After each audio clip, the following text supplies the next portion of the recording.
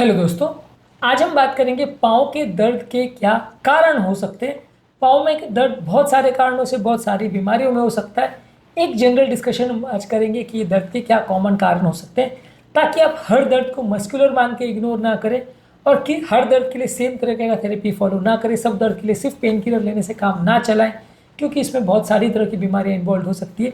Topic important है हर उस व्यक्ति के लिए जिसको मसल पेन होता है या पाँव में दर्द होता है और वो जानना चाहता है कि उसको दर्द क्यों हो रहा है। ये टॉपिक में शॉर्ट में हम डिस्कस करेंगे कि ये दर्द के क्या कारण होते हैं और शॉर्ट में उनके सिम्टम्स को भी डिस्कस करेंगे। सिम्टम्स का डिटेल डिफ्रेंसिएशन हमने एक अलग वीडियो में डिस्कस किया है। टॉपिक पर जाने से पहले जो लोग हमारे चैनल पर नए हैं उन्हें रिक्वेस्ट करूँगा कि चैनल को सब्सक्राइब करें, वीडियोज़ को लाइक करें, शेयर करें, फॉलो करें, कमेंट करें, पूरा देखें। टॉपिक बहुत ही इंपॉर्टेंट है और शॉर्ट में ही डिस्कस करेंगे, इसलिए इसे एंड तक देखिएगा। चलिए शुरू करते हैं पॉइंट वीडियो।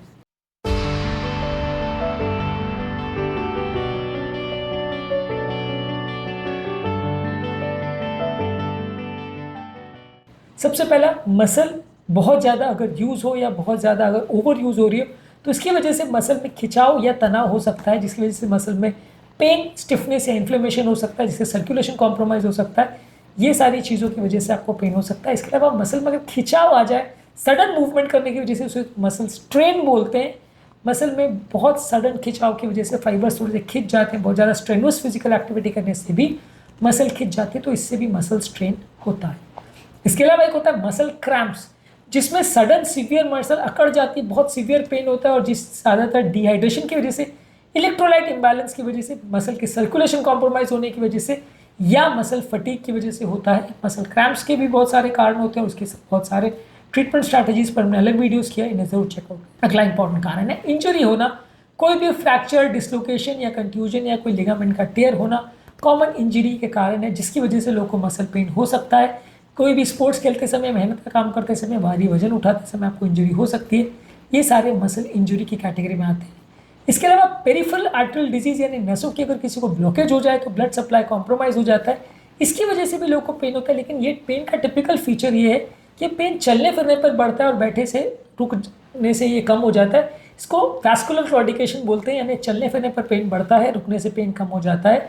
वैस्कुलर क्लॉडिकेशन और न्यूरोजेनिक क्लॉडिकेशन यानी जो नस बंद करने की वजह से लोगों को दर्द होता है और जो नर्व के दबने की वजह से लोगों को चलने फिरने पर दर्द होता है, इन दोनों क्लॉडिकेशन में क्या फ़र्क है, इस पर हमने अलग वीडियोस काफ़ी की। इसके अलावा होता है डीप वीनस थ्रोम्बोसिस, जिसमें पाँव की नली में अगर क्लॉट जम जाए तो उसकी वजह से पेन हो सकता है। ऐसे व्यक्ति को पाँव फूल जाता है, एक पाँव में ज़्यादा होता है, पाँव गर्म हो जाएगा, पाँव में दर्द होगा, स्वेलिंग होगी। और ज़्यादातर जो पाँव में आपको दर्द हो रहा है, स्वेलिंग हो रही है, उसको आपको अगर छूते हो तो बॉडी गर्म भी लगेगा वो एरिया का, और वो एरिया को जस्ट करते बहुत सीवियर पेन भी होगा, जिसको टेंडरनेस बोलते हैं। ये ज़्यादातर डीप वीनस थ्रोम्बोसिस में होता है। इसी तरह से सेलुलाइटिस में भी ऐसा होता है।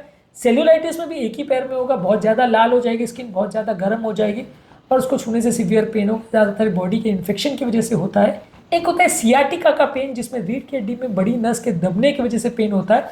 नर्व कंप्रेशन की वजह से जो उससे निकलने वाली रूट से उसमें कंप्रेशन होता है, जिसकी वजह से शूटिंग पेन होता है। हाथ और पाँव में पैरेस्थीसिया और झुंझुनी और नमनेस का एहसास होता है। सडन सीवियर पेन चलने फिरने पे होता है। ये न्यूरोजेनिक क्लॉडिकेशन का कारण हो सकता है, यानी चलने फिरने में आदमी को सडन सीवियर पेन हो।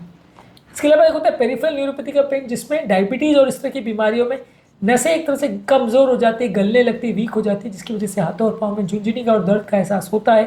ये पेरिफेरल न्यूरोपैथी का साइन होता है।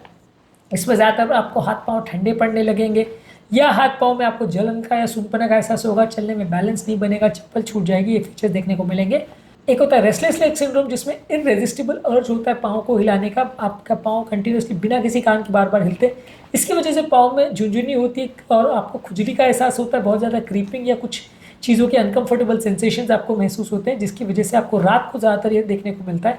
इसकी वजह से पेन हो सकता है।